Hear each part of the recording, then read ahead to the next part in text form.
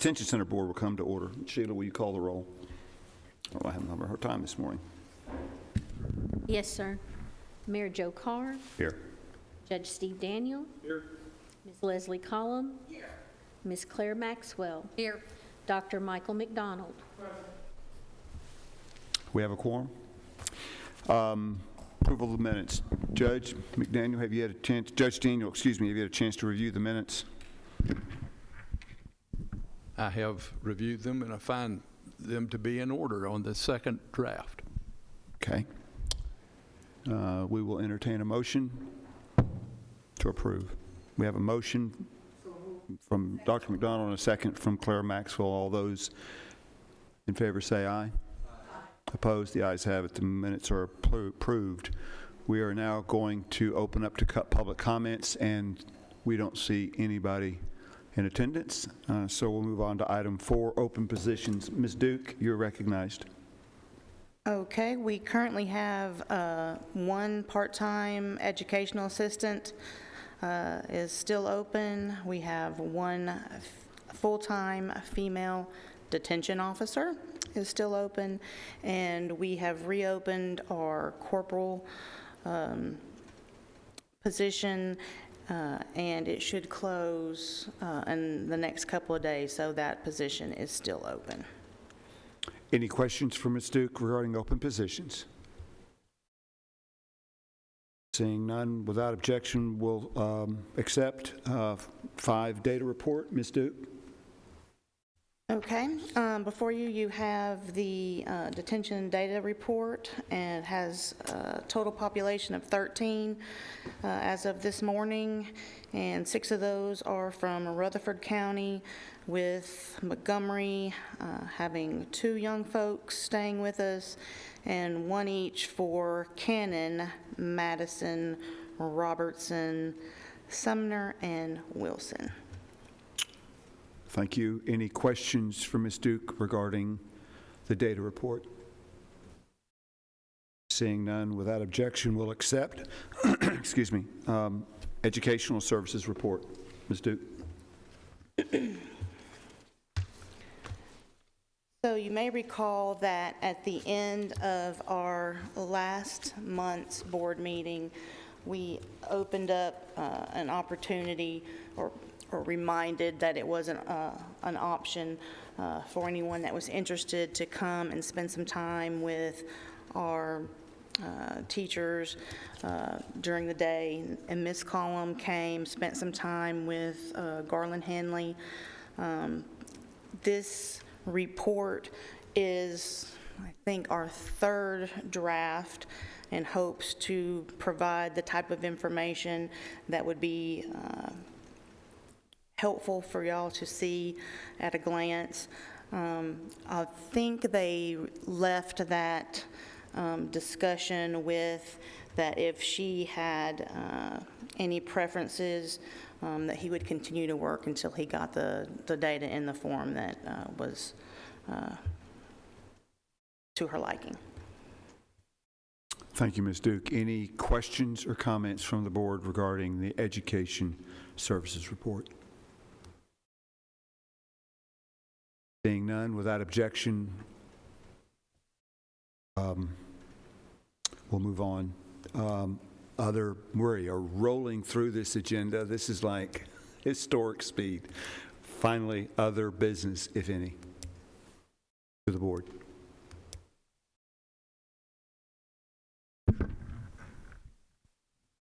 Judge Daniel, yes, sir. Can I go back to the educational report? You may. As I understand it, then this format would be, is it helpful in its interaction both for the board and for the state when you have dealings with them?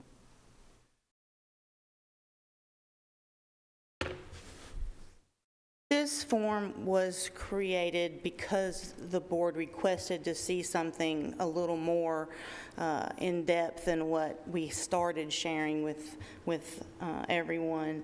And then he's still sort of tweaking it to make sure that it's something that is beneficial and helpful for y'all.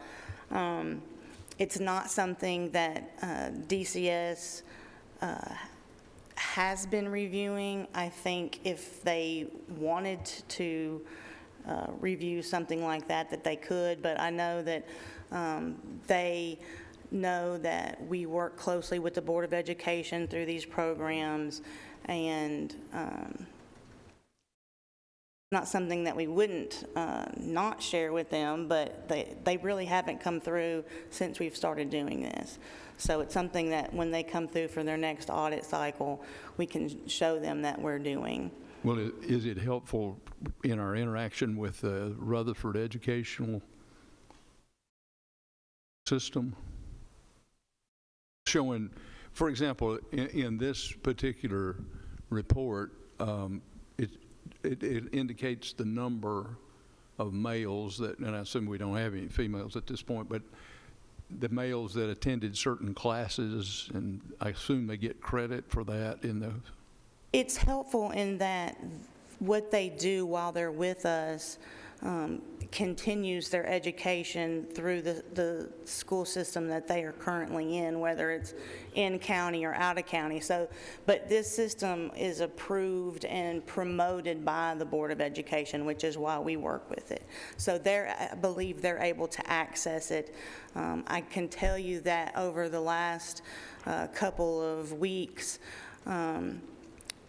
our educational staff has gotten together with the Board of Education, and they are working on establishing some additional resources that we weren't aware was available to us. And so there may be some exciting news that will be coming once school gets started back up next year, as to some employees that work with the Board of Education who we will have more access to than we have in the past. Ms. Duke, I got a question for you. Yeah. You had mentioned at the last board meeting that the individual generating this report, that they're based on what the board was asking for, was going to require a significant amount of time and investment of time to produce this report, and the board expressed a bit of interest and concern about making sure that we weren't just running down rabbit trails, because if it was so time consuming, what were we getting for the amount of time that was necessarily invested to produce the report? And you were going to come back to us a little bit. Can you expand on that a little bit, please, ma'am? So the report version that was presented last month was very time consuming.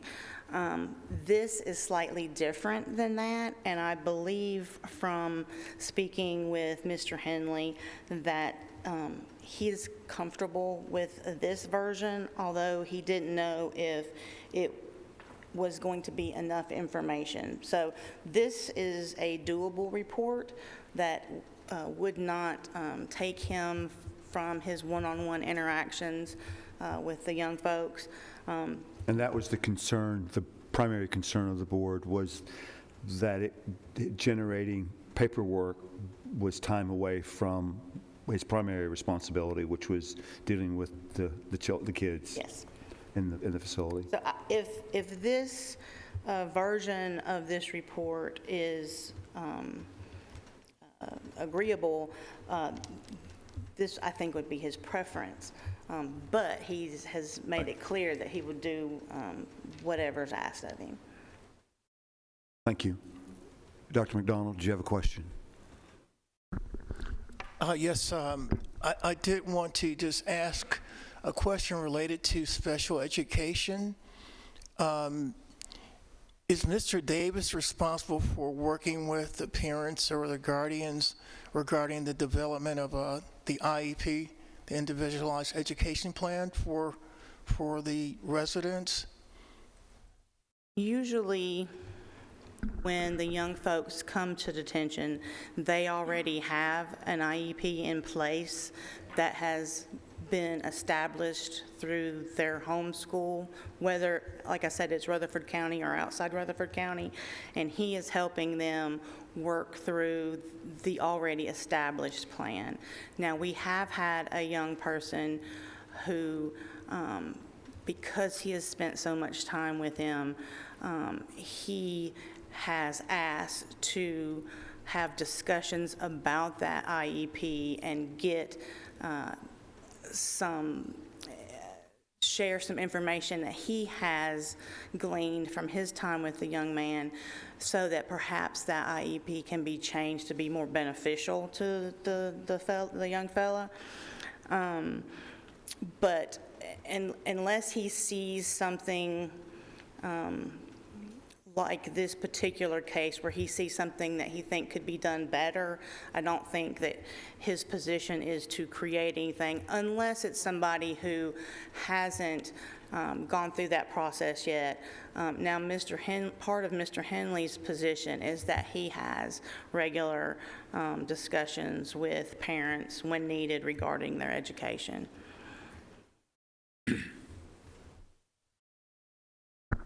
Thank you.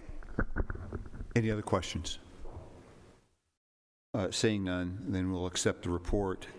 Finally, other business. Is there any other business from the board? If not, we stand adjourned. Thank you.